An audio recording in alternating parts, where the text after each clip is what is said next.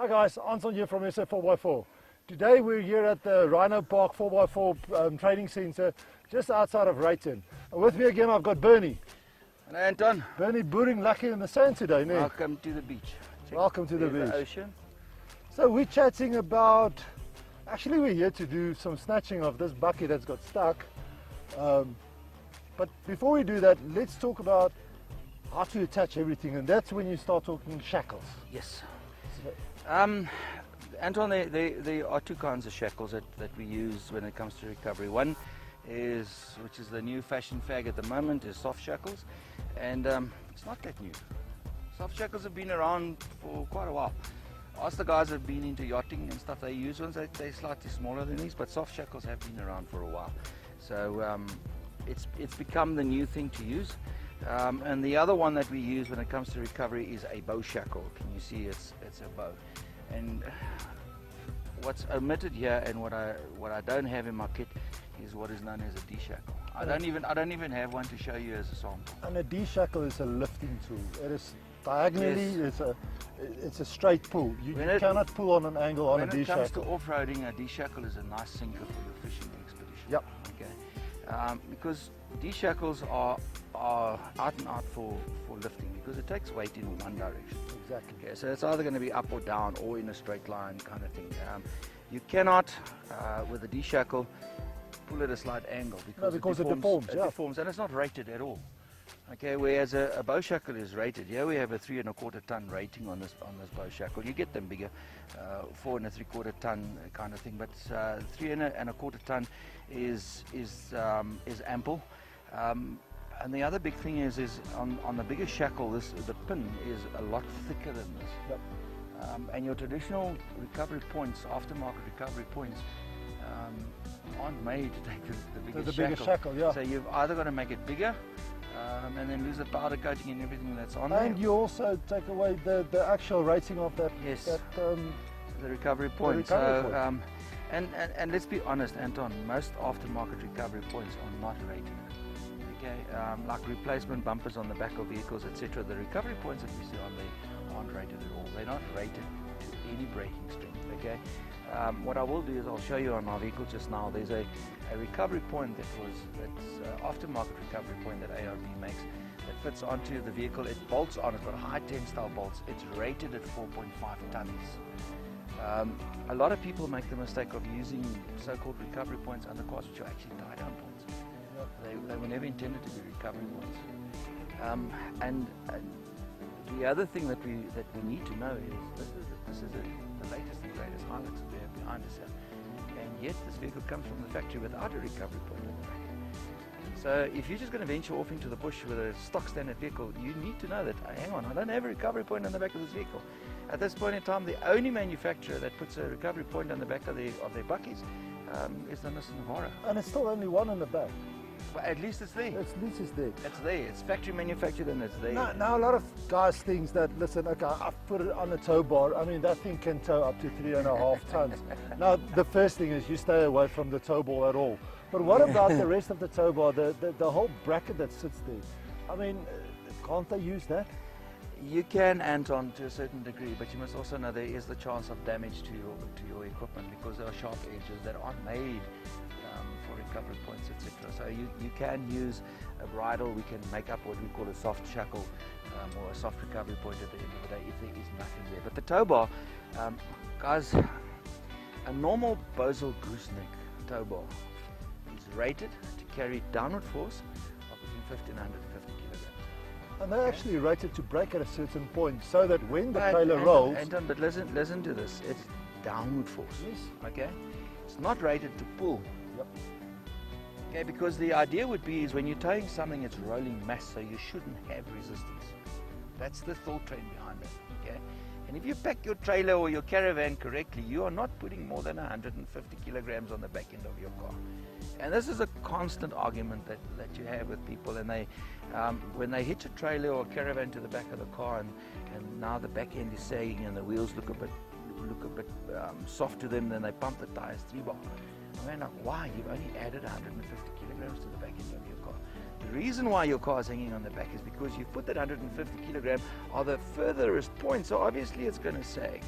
So if you want to counter that, you need to alter your suspension. That's the only way to counter the weight, the extra weight that you put on the back end of the car. So you never, ever, ever, ever, ever, ever, ever do a recovery, a snatch recovery from a gooseneck. Never. Okay, there's a golden rule, but I'm not at liberty of saying it on camera. Okay, let's get back to these. So the D-shackle, I know this one is what?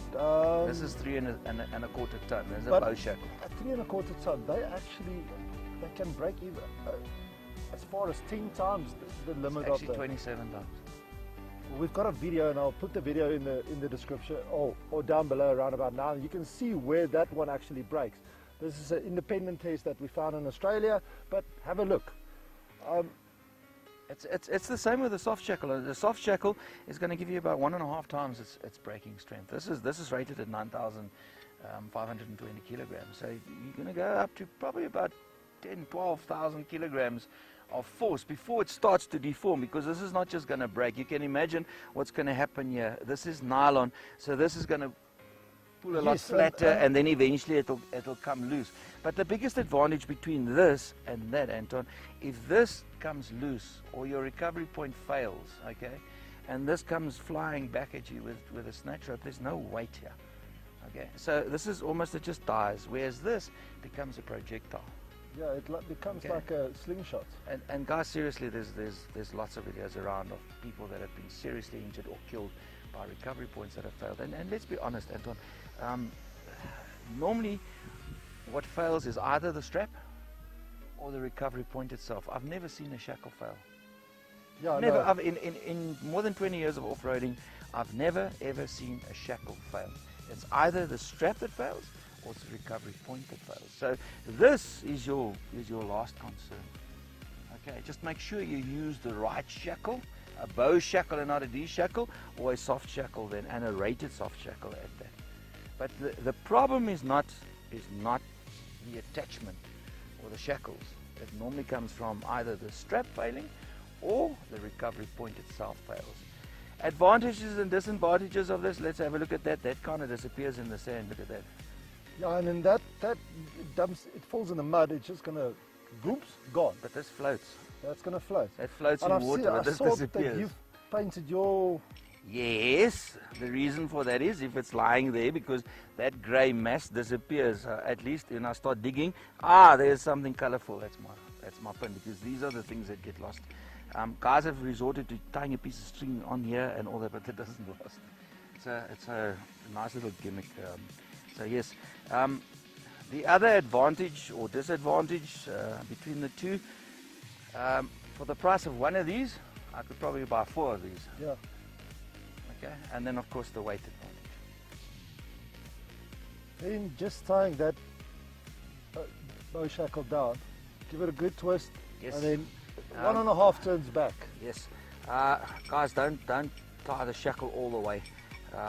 Geez, it really feels like I'm on the beach today. It's getting hot. Once you start screwing the pin in, we screw it all the way until you feel it lock, and then go half a turn and half a turn. And the reason for that is, guys, when this is moving on your recovery point, you're experiencing what we call creeping. So there's a bit of force here, and the shackle moves. If you don't allow for that, and you've tightened it like that, and this pulls, and with the forces that are involved in the snatch recovery, this will tighten so tight that you're not going to get it out. You're going to need Bakkies Botha to help you to undo it. I don't know if even he's going to struggle. So it's the same with the D shackles. When the guys use D shackles instead of bow shackles, when they deform, you'll often see the shackle hanging there and a piece of strap. So you've got 2 choices. You've got either you're going to have to cut the shackle, or you're going to have to cut your strap. And if I had to choose, I'd cut the shackle rather. Yeah. Okay, Bernie. So let's talk about maintenance of this. Now, this is easy. This is a little bit of water under the tap, and you get it clean and everything. But that one, no soap, no nothing. Any of our recovery straps that we use, and to a large degree, even if you've got a synthetic rope on your winch, you want to maintain that. Okay, and that's why in the beginning I said to you, it's better for South African guys to just stick to a cable when it comes to a winch, because we're too lazy to maintain. More is nog 'n dag. So once I've been in the mud and the sand, I mean the sand goes in here, guys, and then imagine what happens. I'll give you a demonstration. It goes in there, okay? Now And that becomes grinding paste, okay? And the more and more it moves in there, the more you use this, the more it starts to fray it from the inside. So you start picking up damage which you cannot see, all right? The same with the straps, okay? Especially in mud. The fineness of the mud stays behind. You don't get everything out, even when you're washing your car. So you want to wash these things with a bit of a high pressure hose or a high powered hose pipe, or otherwise you wait until your wife goes to the hair salon to do the hair. You throw it in the washing machine. No soap, okay? No soap, guys. And not this in the washing machine. No, please not. Because then she'll notice. So you throw them in the washing machine, wash them, no soap, and once they're done, guys, do not dry these in the sun, okay? These straps and shackles and stuff like that do not like sun to dry. Dry them in the shade, and once they dry, you can pack them away. And do yourself a favor, guys. Honestly, there's nothing worse than having to do recovery and I take something out and it's dirty. It's like dirty spanners and walking around with dirty underpants, and it's just not on. So start your day fresh. No matter where you were, come back from the trip or your little day on the trail or playing in the mud or whatever, come and clean your equipment and put them away clean. So the next time you start your day with clean equipment. Well, guys, show us your pictures of your recovery equipment, your shackles, your soft shackles in the comments below. Follow us on Facebook, subscribe to our YouTube channel, and watch out next time when we try and pull, well, we're going to snatch this bucky out of the sand using all these equipment and what we've learned so far. Hasta la vista from Mozambique. Cheers, guys. See you next time.